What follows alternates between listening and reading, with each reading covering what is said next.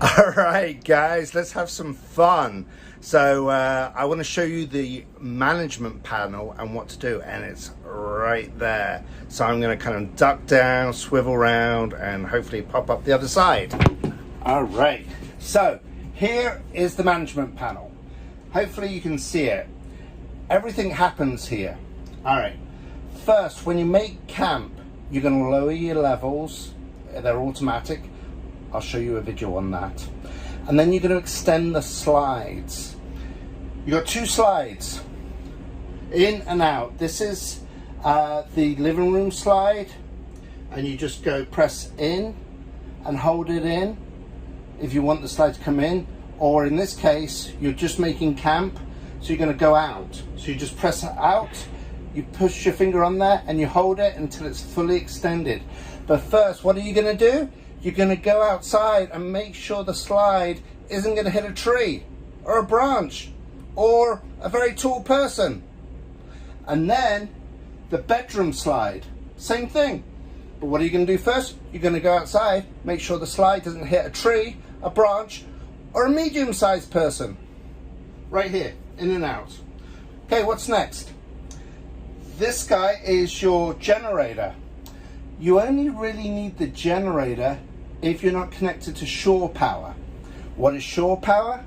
Shore power is what they call sort of mainline electric, like at a campsite. The campsite, when you make the booking, they're going to ask, hey, do you want 30 amp service or 50 amp service? Or they're going to tell you, I got no service. In which case, you're going to have to boondock and you need the generator. By the way, if they have 50 amp service, book it. Book it, book it, book it. This RV takes 50 amp service. What that means is you can run two ACs at the same time and everything else in the RV all at the same time. If you only have 30 amp service, you need a special adapter, and you'll only be able to run one AC at a time, and you won't be able to run the AC and the microwave, let's say, at the same time. So choose 50. Why not? Okay, so let's assume this campsite says I've got no service whatsoever. You're out in the boondocks somewhere. That's why they call it boondocking. You're going to want the generator on. That's this button here. First, you're going to prime it. What that means is you're going to push it down for 10 seconds. Push and hold down for 10 seconds. That primes the generator. Then you're going to push the up button right here. It's like a rocker switch. You're going to push it up until the generator, and you'll hear it, will start to run, and it will carry on running. Okay, so probably about after it actually runs, another half a second, and then let your finger off, and it will continue to run. Okay, that's that. This little guy here, that keeps track of your generator hours. Okay, so you get about 5 hours per day over the course of your trip. So let's just say you've booked a 6-night stay. 5 times 6 is 30. You'll have 30 hours of totally free generator use, except for the gas that you'll use to run the generator. Quick tip on that. It's a gas generator. It uses the gas in your fuel tank to run the generator. Clever, right? However, if you let your fuel tank go below a quarter of a tank, the brain in the RV, and it's a very small brain, but it will say, oh no, you don't need AC quite as much as you need to go to a gas station to get more gas. So I'm not going to work the generator for you and risk you running out of gas. So, tip, never go below a quarter of a tank on your RV. Personally, I say never go below half of a tank on an RV. That way, you've always got plenty. All right, so that's the generator. Next one along is your Arctic package. What does that mean? Let's say it's December, it's freezing, but you decide to go skiing. Okay, Arctic package on. What that does, there's heaters on the water tank and the grey tank, and it will turn those on and stop it from freezing over. It's good, but hopefully you're going somewhere nice and warm and you don't need that. So what's next? Water. water heater. So you made camp, you connected your water, hopefully they have city water. What that means is you just connect it to their faucet and you have water. But you know what? You're going to want to heat that water, right, when you want to shower.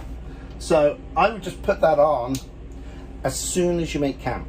It takes about 30 minutes to warm up, but you're in good shape. Okay, now what happens if you're not at city water? You're at that crazy campsite that says you're way out there. We got nothing for you. You'll want to fill up your RV's water tanks before you arrive. Or if they have a station there, you can fill it up before you make camp, but while still on the grounds. Another video on that, another time. Okay, so that's your water. Okay, what else? If next switch is your water pump, okay? You'll only need your water pump on if you're boondocking. If you're connected to city water, there'd be enough pressure from the city water to bring it on board. But that's the pump here. So if you're boondocking, or let's say you're driving down the road.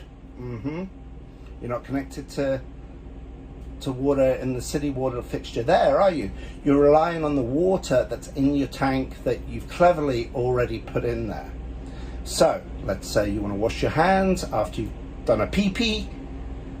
You need that water to pump up. So you press this on, it'll glow, and now you can wash your hands. Hey presto, clean hands. All right, moving up. These little buttons, not sure if you can see them. First one says LPG. You can press that, and I don't know if you see at the top, these lights light up. LPG, that means propane.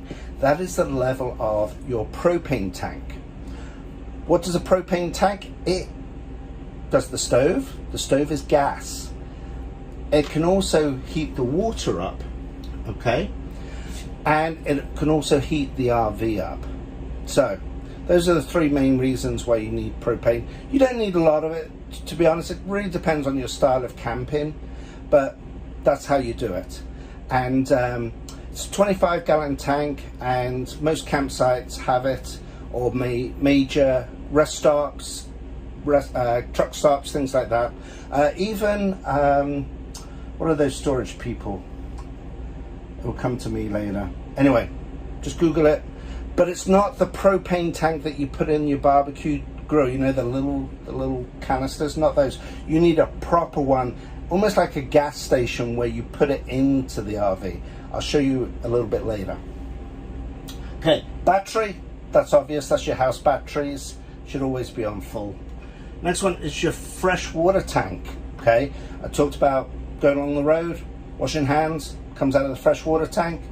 That's your dial on there.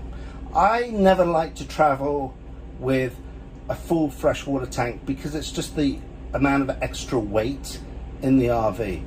But it's up to you. You can. Or you can just travel with half or a third or 2/3 or empty. Your choice. Next thing. Oh, the black tank. Anytime we're talking about black, we're talking about poop in an RV. So black tank, it's in the toilet. Anything that goes in the toilet comes out of the black tank. And that's it. The trouble with the black tank, this is every RV, the sensors that are in there that measure how full it is get blocked by toilet paper. It gets caught on those little sensors, it dries and it sticks on there. Eventually it'll come off over continued use. Then it'll stick again. So it's like you can't win. So just know that it's not very reliable. But hopefully it doesn't record on full. And so like mine right now, it's saying it's a third full. But what that means is when it's truly 2/3 full, it will light up. When it's truly full, it will light up. And I'll trust those readings. Got it? All right. And the next one is the grey tank. Grey tank is anything in your shower and anything in your kitchen sink. That's the grey tank. All right, more to come on that. But that, guys and girls, is your control panel.